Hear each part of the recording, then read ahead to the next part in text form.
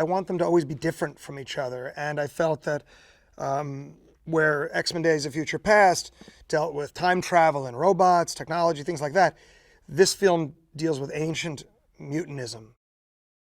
To him, it's one giant, corrupt civilization, the whole planet, worshiping false idols, thinking it has superpowers with its nuclear weapons, and he believes this is not his world, and he wants to take it back.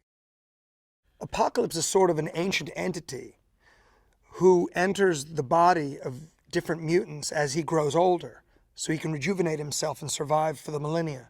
And with each mutant he enters, he takes their powers. So he's acquired over thousands of years multiple powers. Raven, the Mystique character, Jennifer Lawrence's character, she's seen the darker side of how mutants are treated by humans, and she still believes that there's a quiet war. And she believes that there is a need for a fighting force. When we meet Storm, her powers are quite limited. She has got a mohawk, it's brown, her hair's brown. She uses her powers for petty things. When she meets Apocalypse, he imbues her with extraordinary power to fly, to travel through lightning bolts. Her hair becomes shock white, and she becomes the Storm who will eventually become the great character that Halle Berry played in the earlier films. I wanted to bring in a couple of new characters that had powers that were just very different than we'd seen before.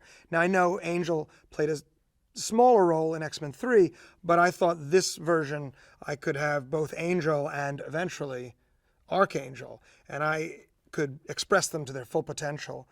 And I thought that would be something that audiences really haven't seen.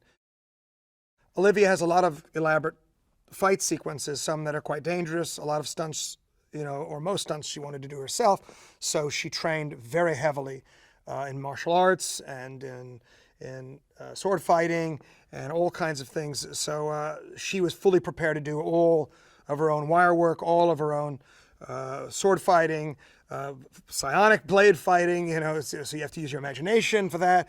So there's a lot of acrobatics, things like that she did herself.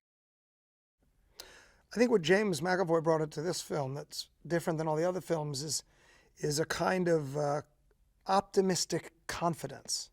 I think he was optimistic in First Class as a as a student at Oxford, a professor, but now he feels he's past his dark times, and the world is at peace with mutants. So he's kind of he's got big plans.